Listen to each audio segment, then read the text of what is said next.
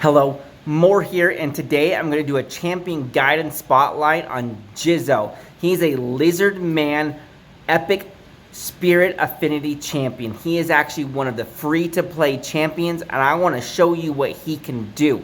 But first, if you like Raid Shadow Legends and you want to progress your account efficiently and effectively, then go ahead and hit the subscribe button that's right here next to my face right there. Join the community and get more content from me as I put it out and give it to you. So, Jizoh, like I said, he's a completely 100% free-to-play epic champion. He is a daily login reward. I believe you get him at 2 weeks in. So every single account out there has gotten him. Hardly anybody uses him. He is a good little champion. He's an epic. He's a defense-based champion. He's from the Lizard Man faction. I just kind of like the Lizard Men and the Skinwalkers in general. Dwarfs too. Can't forget about Dwarfs. Personally, I like the Tinky, the defense-based champions, the overall supporty overall champions to keep the whole team alive and keep everybody working together, right? Take as much damage, deal as much damage as they can while still staying alive. Skinwalkers, Lizardmans, Dwarfs, all their factions seem to be focused in that general idea.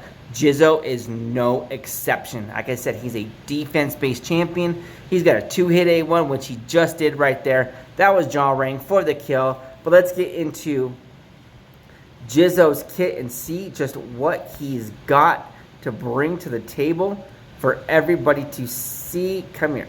Come here. That's not what I want. I want him. I want that. Lizard Man. Sorry, Jizoh. He is a Lizard Man. He is a beast of a champion. Look at that guy. He's just all muscle, all brawn. He's got that going on. All right, he's got claws on his hand and like a Wolverine thing going on, right? He's missing a hand too. He's just cool. Let's check out his reviews. I'm sure a lot of people have actually reviewed this guy.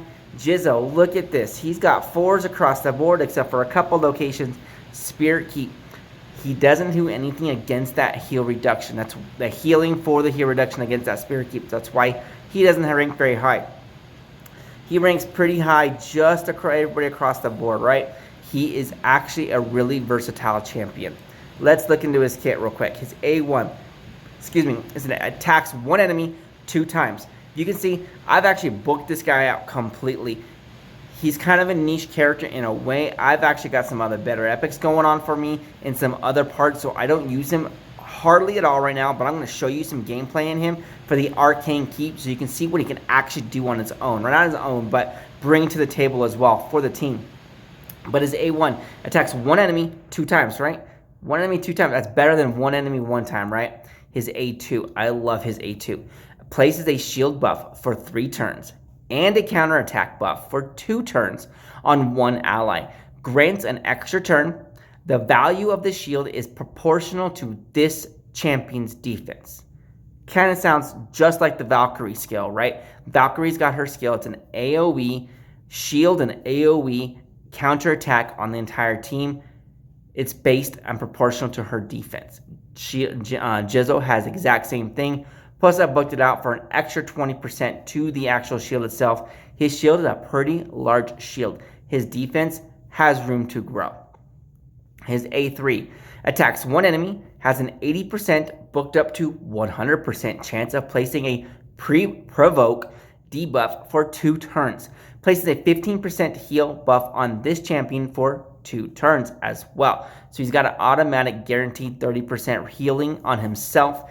Person's going to attack him, but he's got defense to take care of it. And if you happen to use his aura, attack increases ally attack in all battles by 18%. I don't use his aura. He's defense based, right? So let's look at his actual stats right quick. Total stats. His health, 28,000 HP. His attack is negligible. It doesn't matter. It doesn't do a darn thing for him. His defense, though, is 2,000 defense. Room to grow. Like I said, his speed is only 104. Pretty sure I got defense boots on him instead of speed boots, but that's okay right now. Like I said, I don't use them entirely too often right now, but I would want more speed. His crit rate is at 50%, 49%. His crit damage, 80%. Both has room to grow. His accuracy is only at 25. I don't use him for his provoke in the arena, which is what you would want to use it for when you want to actually utilize that provoke in the arena. So his actual gear, you can see I've got him stacked out, maxed out, 6 pieces of immortal. 6 immortal pieces. This guy heals himself for 9% of his HP every single time he takes a turn. Every turn, right? He's also got that heal that has a 2-turn continuous heal. So continuous heal, 15% plus 9%, 24% heal. He's got a skill in there that does an extra turn as well. So his healing just keeps coming, right? Look at this item. I got a ring here that could actually be beefed up, improved, upgraded. I'm not going to right now. I will probably switch to that one. I will right now actually switch to that one for right here. Like I said, I don't use him very often, so I'm not getting into his skills or his items. He's even got a weapon that is at level 1. Crit rate, crit damage, speed, HP. It's not a bad little item. HP boots. He's got more room for his defense to go. Crit rate gloves. He's got more room to grow, you guys, like I said. So his shield's even his shield is a common shield. Look at that. I've got more better. That's not even proper English, right? I've got better gear. I haven't dug into his stuff recently. I'm going to soon after seeing this. He's got some work. I want to put some work into him.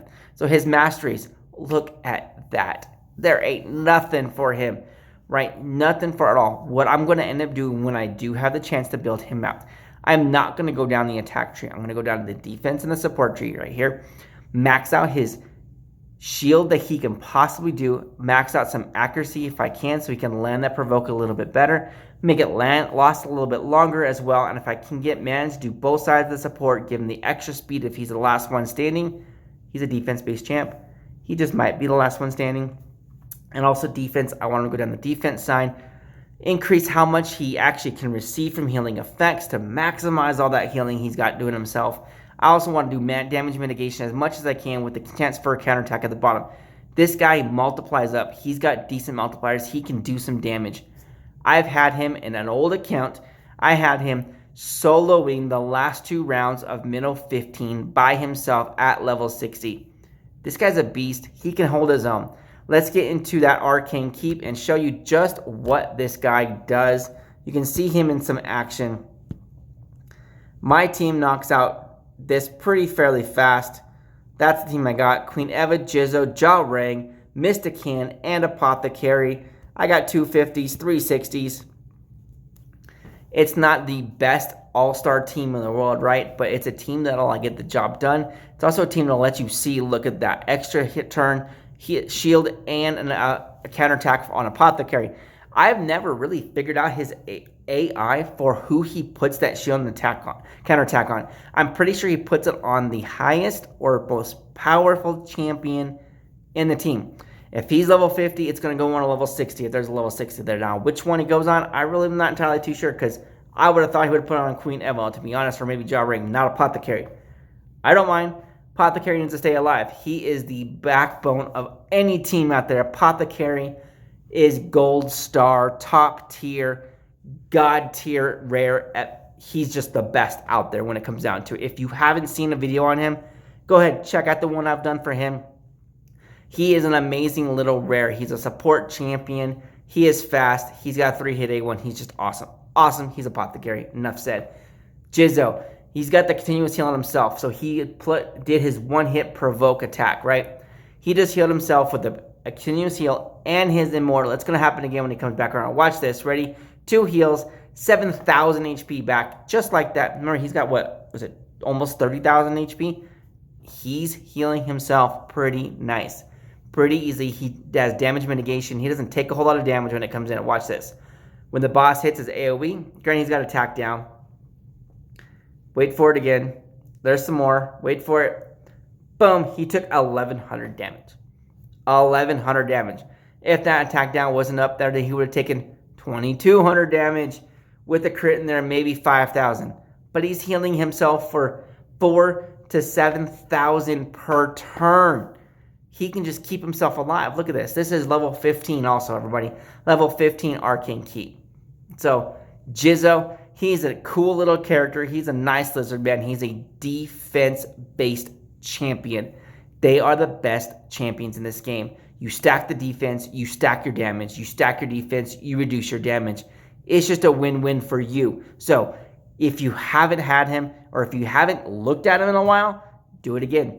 Give him another chance. See what he can do for your team. So Jizoh, he's a nice little character, but if you haven't already, go to hit that subscribe button. That's right above my head right there. Also, check out the playlist and the videos. That's going to be on the other side of the screen, and I will see you on the next video.